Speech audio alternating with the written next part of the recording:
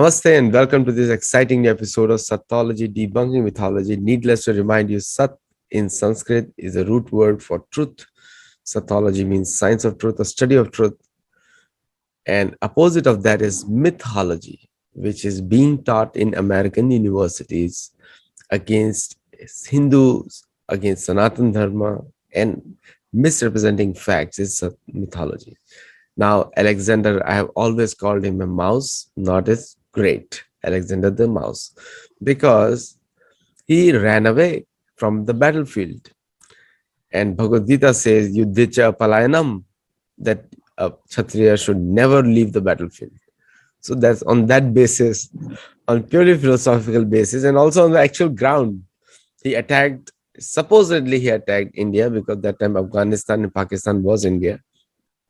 Even Persia was India, was considered a periphery state to India, and which is Iran, Iraq, Armenia, Azerbaijan, Kazakhstan, Kyrgyzstan. All these were Persia at that time, and parts of Turkey also. Today's Turkey is a lot of land grabbing they have done.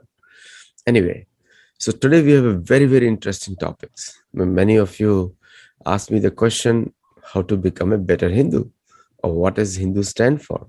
And we just had a great gala dinner, building a better understanding of Hindus in America.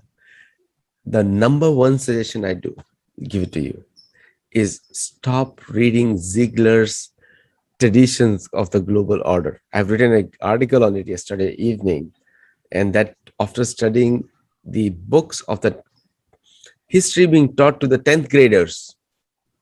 So please do not, if anything about Hindu, there are only 3 pages on Hinduism, and that to all rubbish. You can throw it in the crap.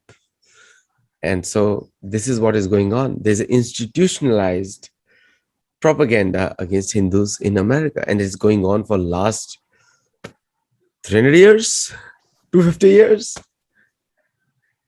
And that's why I was always wondering why American kids they're so intelligent, why they don't like Hindus. That's exactly the reason, the textbooks. So it looks like America has taken a leaf from Pakistani textbooks, looks like. Anyway, without delay, let's get started.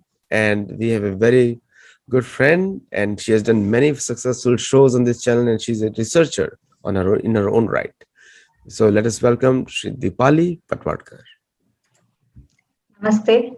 Aditya, I'm glad to be back on the Satyology channel. Thank you. Thank you. So, isn't that striking to you that we Indians come here for advanced studies, and what Americans are thinking about them? Because they're studied in the textbooks that these guys are imaginary faith. Yeah. That's why every single American, when they meet an Indian, they ask one question: do you have a caste system? That's what they talk. And in fact, the caste system comes from the Portuguese. Correct. It has got nothing to do with India. That's right. So, but we really need to make so many corrections. You know, in USA, I think the only way, I'm sure the Supreme Court of USA or any other court of USA will listen to our appeals now, because we have to tell them to correct it, because it is blasphemous. Yes. You know, they write about Bhagavad Gita as the small book, the tiny book, and they write many of the Brahmanas wrote it in last 400 years, 500 years, and anti-Brahminical propaganda is everywhere, because that's what Max Muller focused on. Max Muller focused on destroying Brahminical culture. Brahminical culture means patan, yajan, yadan, yagya, dana, kriya. Means teaching, learning, and performing research, and teaching others how to research. That is the Brahminical culture. And if Max Muller would not have attacked that, he would not be able to rule India. That's the whole purpose. And that's what in the main textbooks, from 7th grade, 8th grade, 9th grade, 10th grade, and further research is done in the universities. That's why I don't blame Berkeley right now, because idiots are producing more idiots. So you know, Berkeley is great in their own right, but according to me is shunya. I would rather go to Gurukul Kangadi and learn something genuine than to go to Berkeley and learn some mythology. Anyway, what is your view on what's going on in America today? What, are you also shocked? I was shocked. Absolutely, absolutely.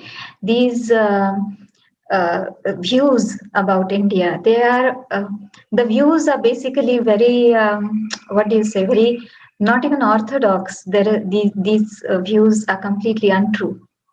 And I remember when I came to USA in it was in late 90s, and that was the time when I was so many of the Americans asked me, uh, when you're walking on the roads of India, what would you do if an elephant comes on the road? So the country was looked upon as a country of snake charmers and the country of elephants and wild animals where they are roaming on the streets. So that was a picture of India in late 90s. And now uh, the picture is different. The picture is like, uh, so much distorted. It is still distorted picture. And in spite of having great people like Swami Vivekananda come to America, in spite of that, these distortions continue, and it's really serious. You know what has happened is like, first of all, I am proud of snake charmers. I love the Indian snake charmers. That Yes. was a major source of entertainment when I was a child in India. And also I used to learn the monkeys. People used to make a show of monkeys in India. That is life, because in the Yeah. USA you don't see that. Children don't have children. They have to invent imaginary mouses, Mickey Mouse, Donald Duck, to enjoy themselves. Absolutely. But anyway, Absolutely. your presentation today is focusing on the same similar topic. So if you'd Mhm. like to start on that, please start. Okay, so let me first share the screen, and yep. So, so here is today's presentation. And the topic, as you said, Aditya ji, it is related to the culture, and this is related to world cultures basically, and about what is culture and what is religion, and what does it take to convert somebody to a religion, and what does it take to a culture somebody, convert somebody to a culture. So this is the topic, and I like to start with defining what is culture. So I might be repeating myself over here, but this is anyways necessary. So when we are speaking about culture, it includes it's a way of life. So it includes how the people they express themselves, how they express themselves through language, through literature, through dance and drama, through singing, through music, through different instruments that they play, and the different art that they create, the architecture, how they build their temples, how they build their houses. So, all of this, including the attitude and behavior, this constitutes a culture. It also consists of the different industries. So, in case of India, I would say the textile industry, or the industry, metallurgy industry, or mining, and creating brass utensils. All of these were different industries, and these were traditional industries. So creating textiles, dyeing the textiles, be it cotton or silk, uh, uh, painting on them, doing some particular patterns on them, all of this is part of the culture. The food, the cuisine, the clothing, the hairstyles, all of this make the culture. And even the heroes are always from the same soil. So, uh, whichever the culture is there, the Greeks will have their own heroes. The Egyptians will have their own heroes. Somebody outside, somebody foreigner cannot become a hero. So a culture has its own heroes and its own festivals and carnivals and a pretty colorful existence. That is what a culture has. And another thing about culture is that it assimilates so many streams. So many different communities, they having their own traditions, they join to form a bigger culture. And a culture, it is always changing, it is ever changing. So it's ever flowing, it's like a river. So it doesn't become stale, it doesn't become stagnant. It will invent new words in a language. The language will keep on changing. As we see with English, the English that was spoken like, 100 or 150 years ago, it was pretty different than the English that we speak today. So culture, basically, it keeps on changing. And that is why it is always new. It doesn't become stale. It doesn't get old. So this is about culture. It also includes the knowledge systems. It also includes the sciences, the mathematics, the way the people count, the way the people tell the directions, the way the people count days, the way the people tell about their calendars. So all of this is a part of culture. When we look at religion, now I must come to defining what a religion is. And when we come to religion, you will see that religion is basically pretty much centered around one god. It is centered around belief in that god. So a religion will have one god, and mostly a religion will be something which says, it's very exclusive. It speaks about only one and one God. There can be no other gods. So if there are people from other culture who believe in other gods, then those gods will be said to be false gods. So this is what a religion does. Religion is not a culture. Religion is a very small subset of a culture, and it has one God, one prophet, one book. It speaks of one life. If you look at cultures, the cultures speak of many lives. Even the Greek culture speaks of many lives. The Indian Hindu cultures, they speak of many lives. But a religion will speak only of one life, from birth to death, just single one life. And a religion has one law. So it will be the same law which will be applied to not just everyone, but to every area, to every geographical area. So this is what constitutes of a religion. Because religion is about belief in a god, it looks at the world uh, in binary. It sees the world as black and white, those that believe and those who do not. So the world consists of non-believers and believers. That's it. And because there are non believers, a religion has a feature to convert a non believer into a believer. So this is a feature of a religion. And another thing about religion is that its scriptures are unchangeable. There cannot be any changes made to the scriptures. So it remains fixed in time. So, however old the religion is, it's the thoughts in its books are frozen in time. They are like hundreds of years old. They are like 1,000 years old. So this is what happens with a religion. Another thing is that a religion cannot have a new prophet. Its books cannot be changed. A new prophet cannot come and tell about new things. So there cannot be a new book or a new prophet, or there cannot be more than one God. If somebody does that, he is going to create a new religion. So this is what a religion consists of. It is fixed in time, it is frozen in time, and it is centered around a God. It is centered around one way of worship.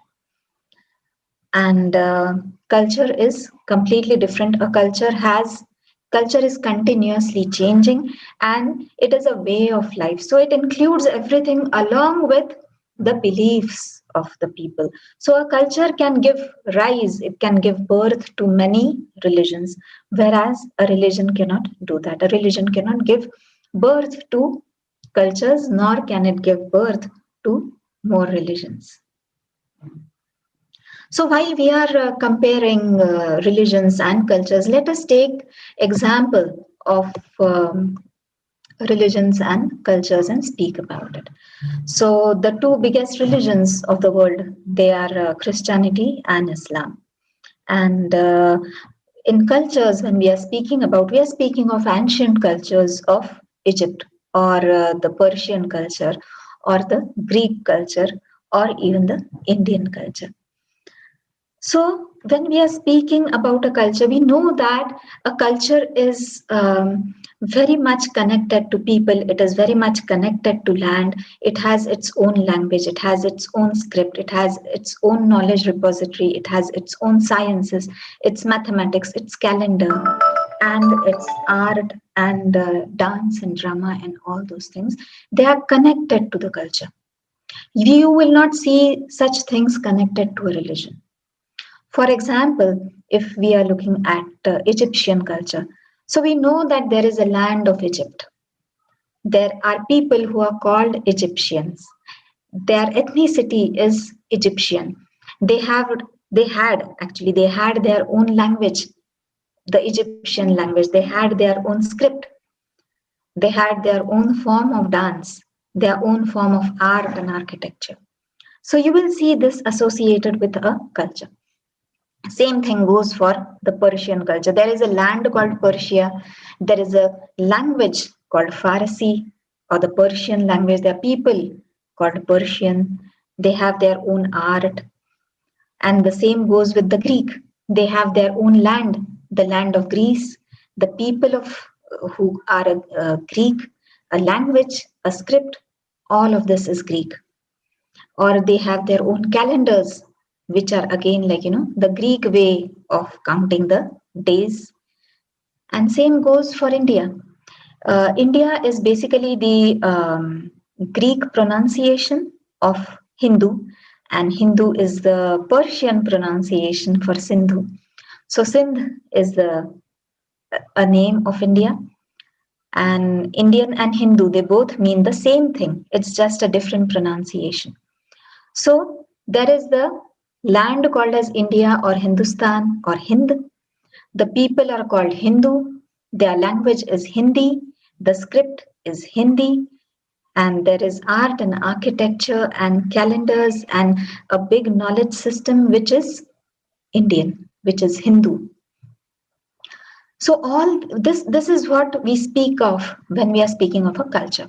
But when we speak of a religion, you will not see a land called as Christian or a land called as Islam.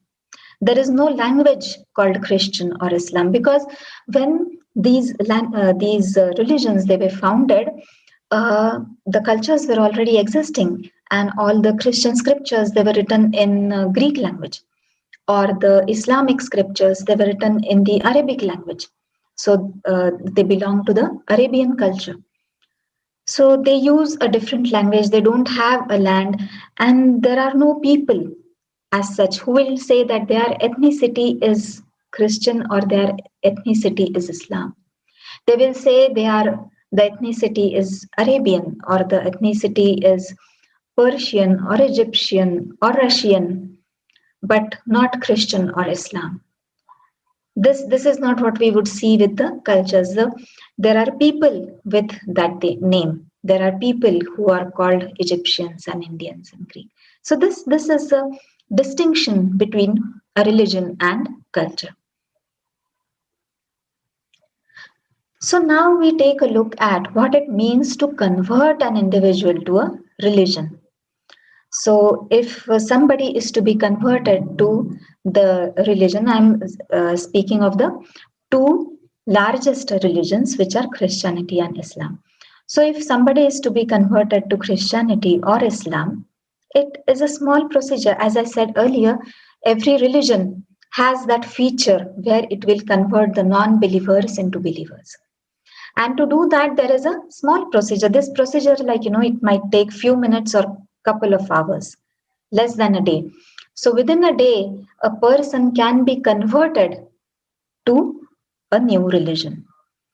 And when that is done, the person doesn't have to change anything. The person doesn't have to change his language.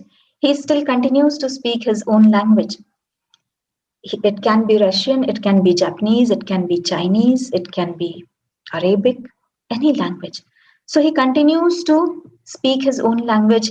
He continues to have his own food. There is no change in his cuisine or his profession or his nation. There is no change at all. His life continues, the way of life continues to whichever culture he belongs to. What changes is the belief. What changes is the God, the book, and the way of worship. That is all what changes. That is all what is required for somebody to convert to a religion.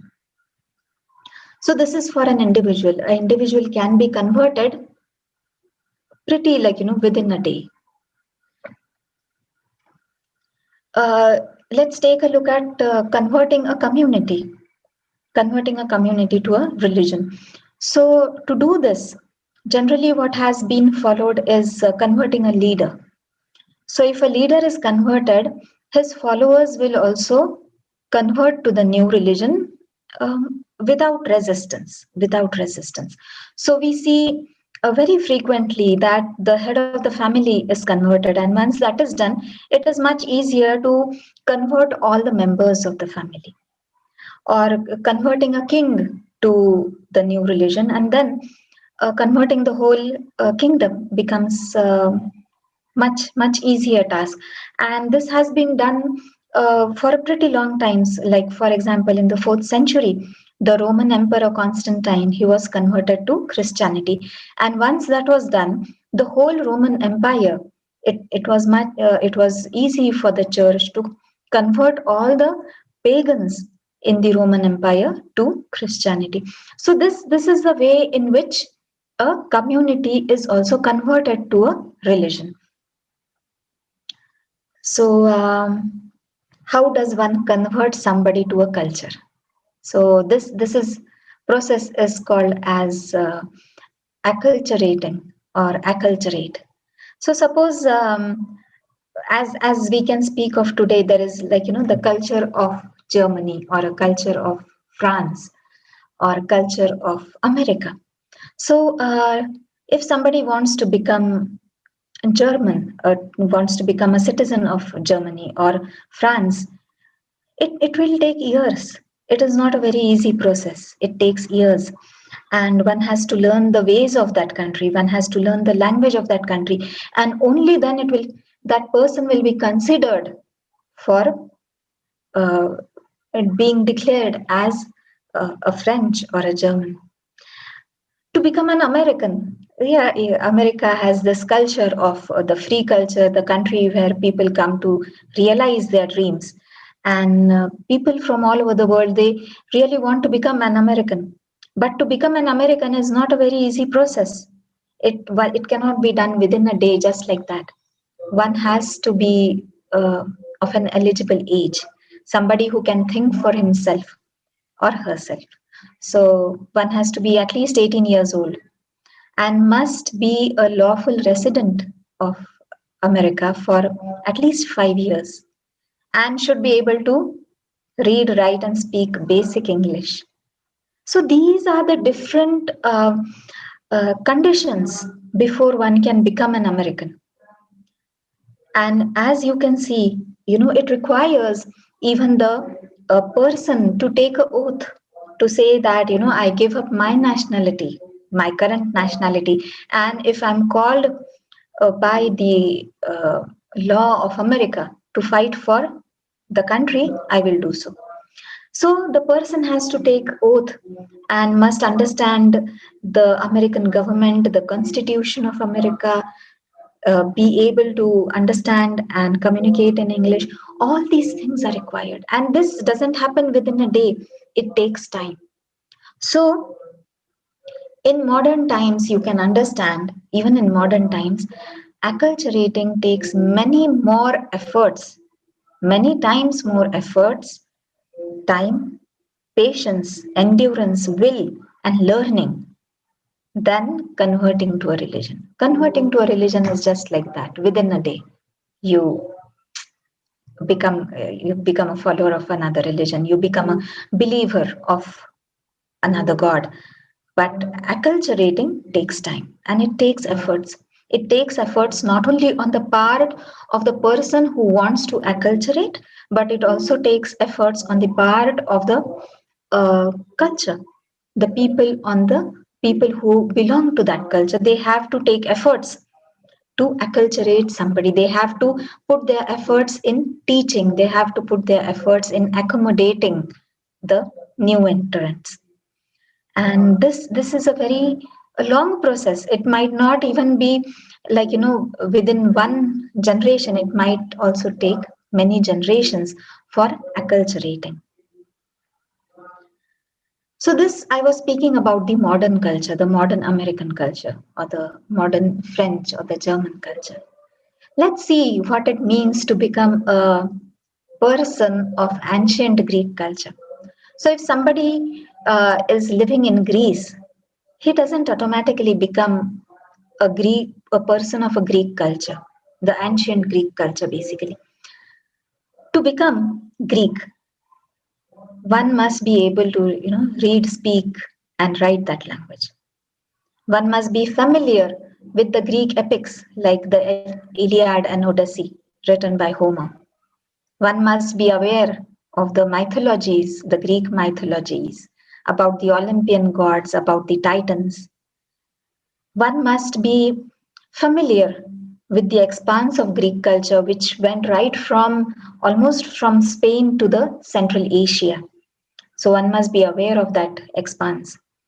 One must be aware of the work of Greek philosophers like Socrates and Plato and Aristotle. A Greek must know and respect the Greek gods. He must understand and appreciate the Greek art and must be able to understand and use the Greek calendar. This list can really, go on. But to acquire all this knowledge and to undergo acculturation, a person will have to put in lots of years. Many years of his life he will have to spend, and only then will the person be called as a Greek. So now I speak about the Indian culture. Indian culture is Hindu culture is Hindu. So being Hindu is a way of life. Hindu is a culture. And because of that, to become a Hindu, one must be able to read, write, and speak any of the Hindustani languages. There are many Hindustani languages. One must be able to speak at least one of them. And must know about the Hindu epics, must know about the Hindu history, have a fair knowledge about the different dance and dramas of Hindu. The great poets like Kalidas and Bhas, one must be familiar with them. And one must also be familiar with the expanse of the Hindu culture. So that's a correction in the slide. It should be Hindu culture. So the Hindu culture which spread right from Persia to the Philippines to China to Japan to Mongolia, all of that one must be aware of it. One must be able to understand and appreciate the Hindu art and architecture.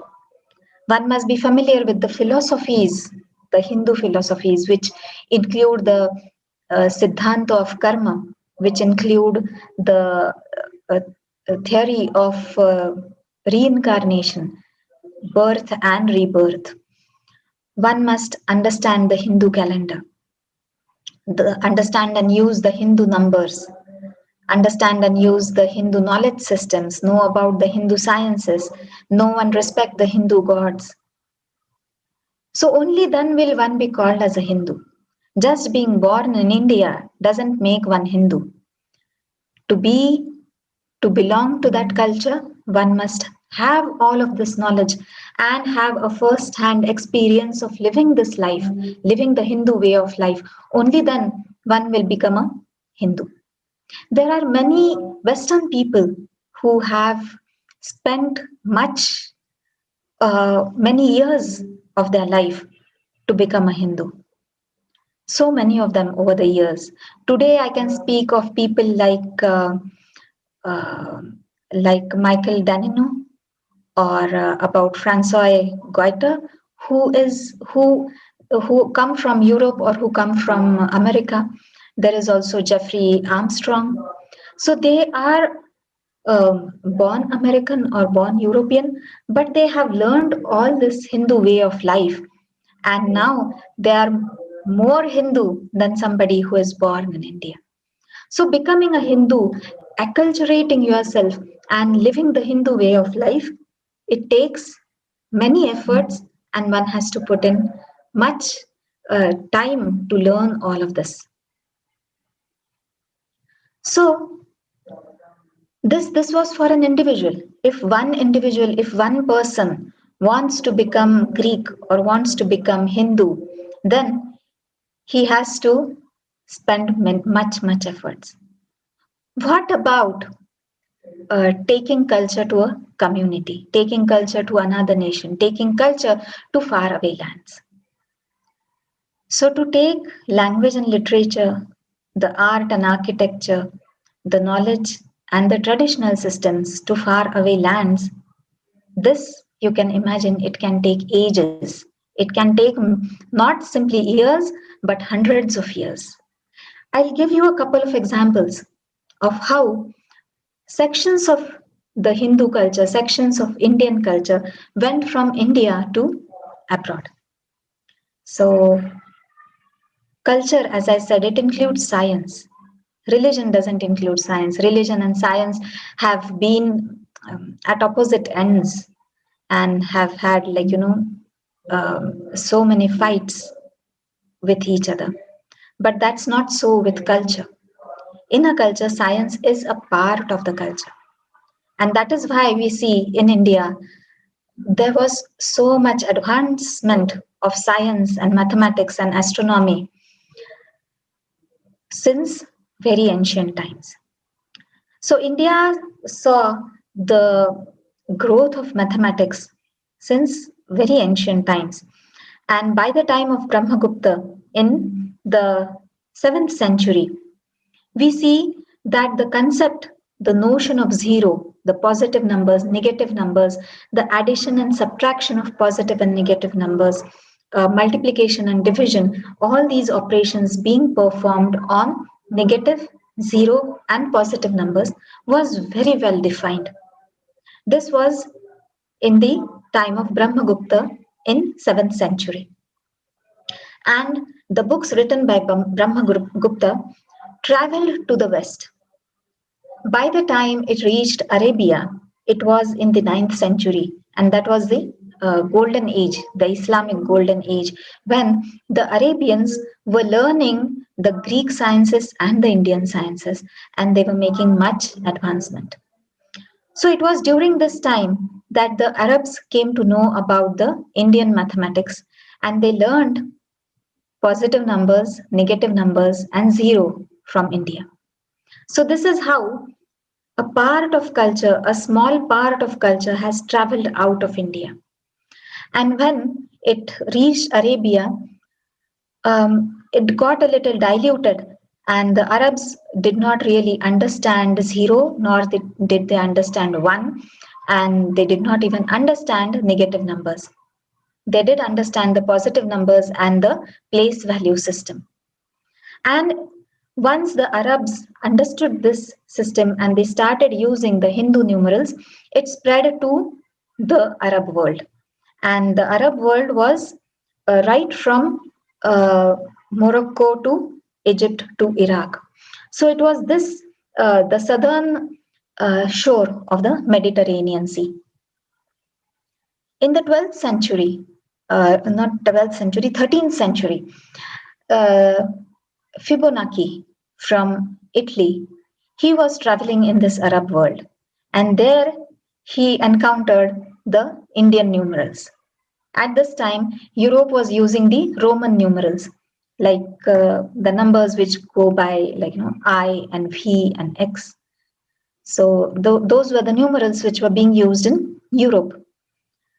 And when Fibonacci encountered these Indian numerals, he fell in love with them because in very small number of digits, huge numbers could be written. Their addition and subtraction was also so easy. So he wrote a book about Indian numerals and took Indian numerals to Europe. So the Indian numerals reached Europe in the 13th century, and then uh, there was much resistance to use the new numerals. People were afraid of zero, and it took much time. It took centuries before people actually started using the Indian numerals. So the numbers 0 to 9, people started using it. But it was not until the 16th century that the negative numbers were also understood. Yet, even today, the negative numbers are not understood as well as Brahmagupta had understood them. So you will see that it took 1,000 years. A culture, the way of counting numbers, the way of adding, the way of subtracting real integers, positive and negative numbers. It took 1,000 years until this became the accepted standard. And today, the whole world is using the Indian numerals. So, this is something which comes from the Indian culture. And you will understand that taking culture to another land, it takes a very long time. Generations of scientists and mathematicians have spent so much efforts, and they have spent their lives in bringing this Hindu numerals into use, into everyday use. Here is one more example, and this example is of yoga. So India developed this system of yoga in very ancient times, and as people started gaining health from it, it became more and more popular. And then yoga traveled to the east. First, it traveled to the far east. It went to China. From China, it went to Japan. And in Japan, it got a new name that was Zen, Zen Buddhism. That includes the yoga of India. It was in 19th century when Swami Vivekananda visited USA that USA was introduced to yoga of India. And after that, in the 20th century, there were so many Indian yogis, and there were many American students also who came to India, who learned yoga, and they went back to America and started institutions to teach yoga. Today, in 21st century, we see that all of this has now uh, uh, concluded, you can say, as an international yoga day. So there is one day in the year which is dedicated to yoga, and it is an international day. So basically, you will see that it has taken how many? More than 1500 years for the world to get acquainted with yoga.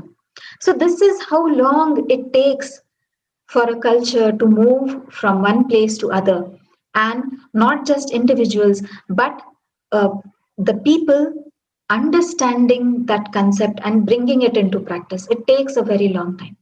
Again, just as it was with mathematics, the same has happened with yoga. It's a minute or a diluted part which has reached the American shores. For example, the yoga which has reached USA is one eighth yoga, because yoga is considered to have 8 limbs, and only one limb of it, which is yogasana, has reached the shores of USA. Uh, with China and Japan, the part which has reached there is related to dhyana dharana. So it is about 1/3 part of yoga which has reached China and Japan.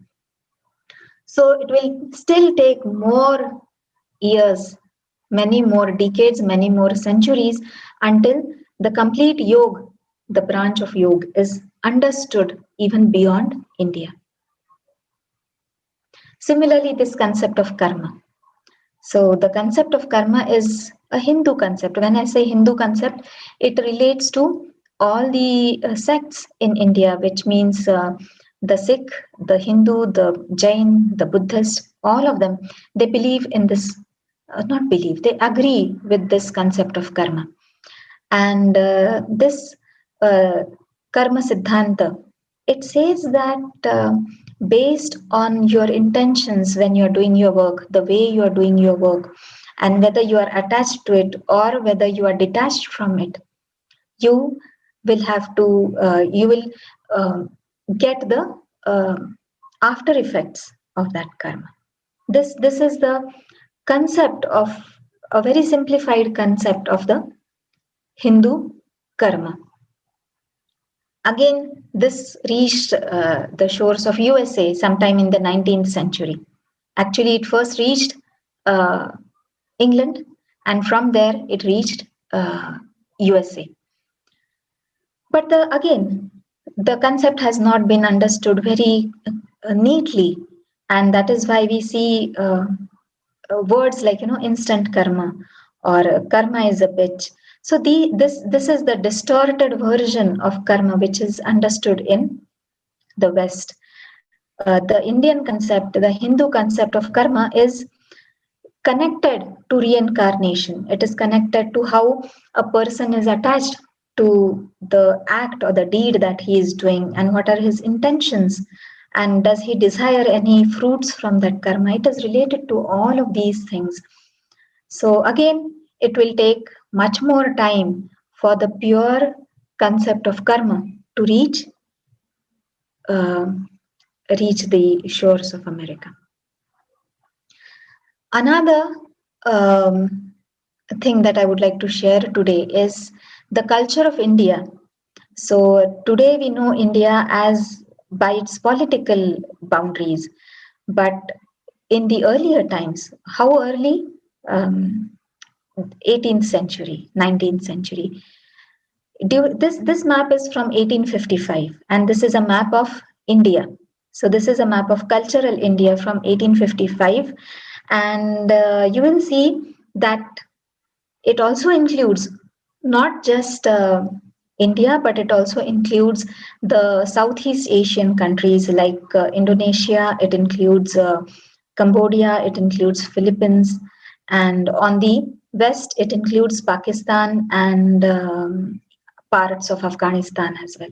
So this was the cultural India, and why it is the cultural India? Because all the people, they followed the same culture. They had the same family of languages. They had a similar script. Even today, the scripts used in all of these areas are the Indic script or the Hindu scripts, you can say. They have the same calendar. They have same traditional knowledge systems. They have same art and architecture. So this is why it was called as the cultural India. And how long did it take for the Indian culture to reach these vast area? It took centuries. It took thousands of years. So to conclude,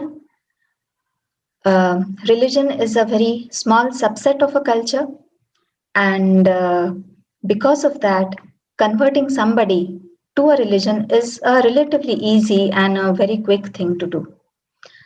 But to take culture to somebody or to belong to some culture, it takes efforts, it takes hard work, and it is a difficult thing unless somebody has the real will to uh, to belong to that culture. This task will not happen. So imbibing a culture, acculturating somebody is a very long drawn task. It takes efforts. It needs teachers and it needs students' will, both. So, with this, I will stop and I will also stop sharing my screen. So you made the culture we have seen the examples of countries where the cultures were destroyed in the name of colonialism. Philippines is a very good example. Yes. Between 1481 and 1588, just less than 100 years, anyone who did not convert to Christianity had only two options: either get killed or being kicked out of the country. So Mhm. those two options are only there. Same happened in South America, where the cultures were wiped out by the religions and they were Yes. replaced. Even today, Brazilians are taught they had no culture before 300 years ago. That's what they're taught, literally. Yeah. When And in fact they are like, timeless. yeah, I mean, you cannot have like the uh, the old. My simple question is, when you see a building standing for 1,000 years, for example, so they must be having some science, otherwise they won't build such a complex pyramid. They must be having some science, they must be having culture, they must be having documentation, they must be communicating. May not be same as today, but they built buildings which even today we cannot build. It's not Yes. possible for us. That means naturally the science was much higher. But we have seen in the history that the religions have destroyed cultures. That is number one. And the number two, you were talking about the America, and then you were talking that how when you were in America, people were asking you questions, whether snake charmers and this thing. So again, the American education system has literally wiped out the Native American culture completely. And Yes. people may think it's secular, but it is not secular. It's a Judeo-Christian religious ideology being taught in the schools. That's why even an Indian American kid coming out of an American public school is confused about their own culture. The question that he asked the parents, you can ask any Indian American family also. They'll say that uh, do we have a caste system? Do we do we discriminate? Are the Brahmins superior? Now these are the points to be taken. What is your view on that? Yeah. I think when a culture is to be taught, it must be taught by somebody who belongs to that culture. So rather than like an American who has not become Indian or who hasn't become Hindu really cannot speak about the Hindu culture. It has to be somebody who lives the Hindu way of life. Only he or she can speak and can teach about the Hindu culture. So when Hindu culture is being taught in the American schools, the Hindus should be taken on board and they should be included in designing the curriculum and in designing what is to be taught about Hinduism.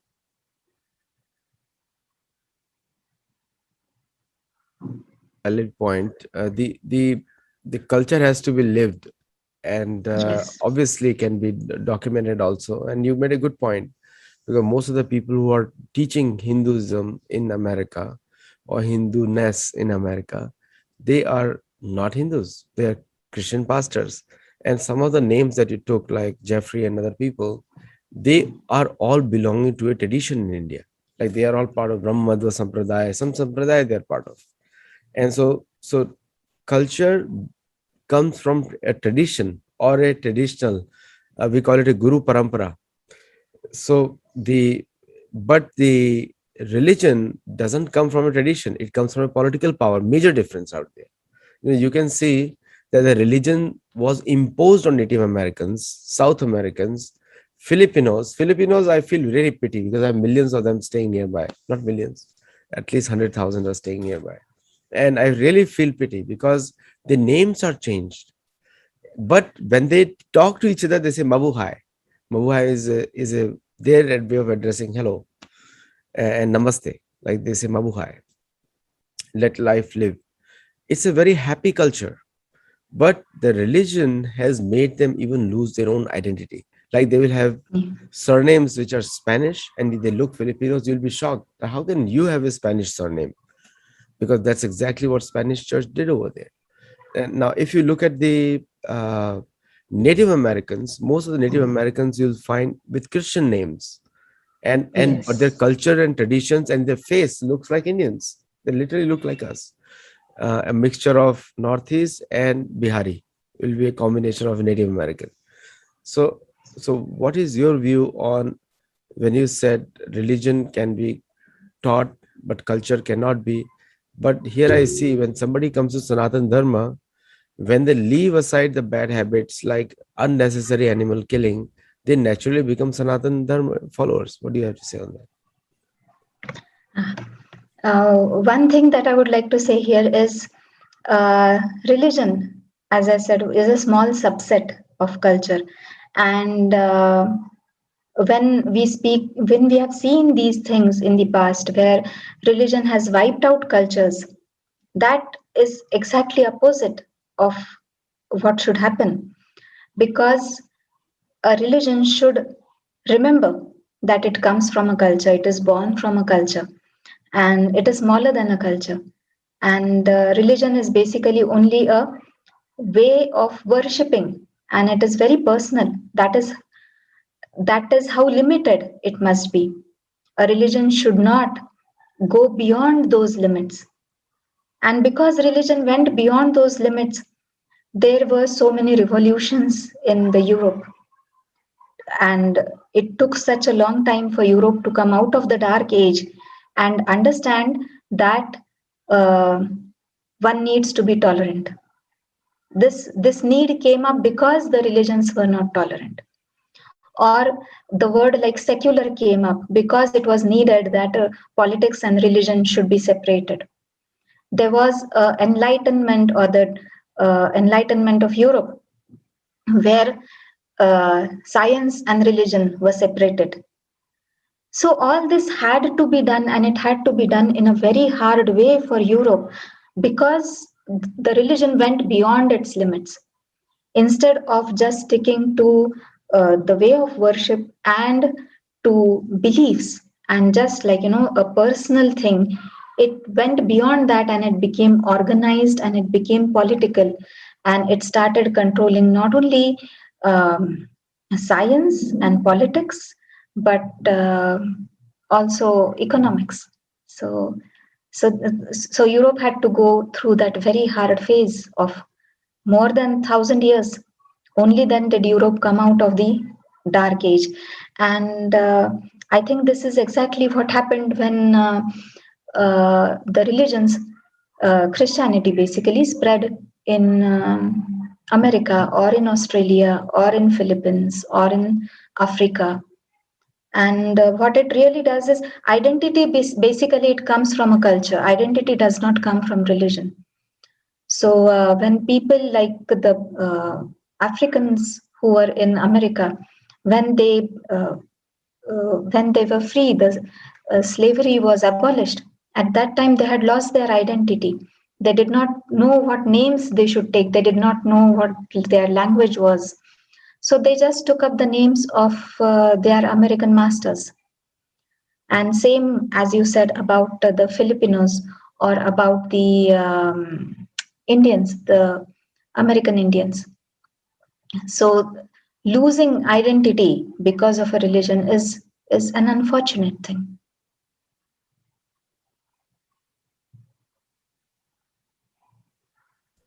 So your emphasis on culture is very logical because I think the culture predates all the Yes. religions and everyone else, including the black eye. Even the Arabic women, they wear a black eye.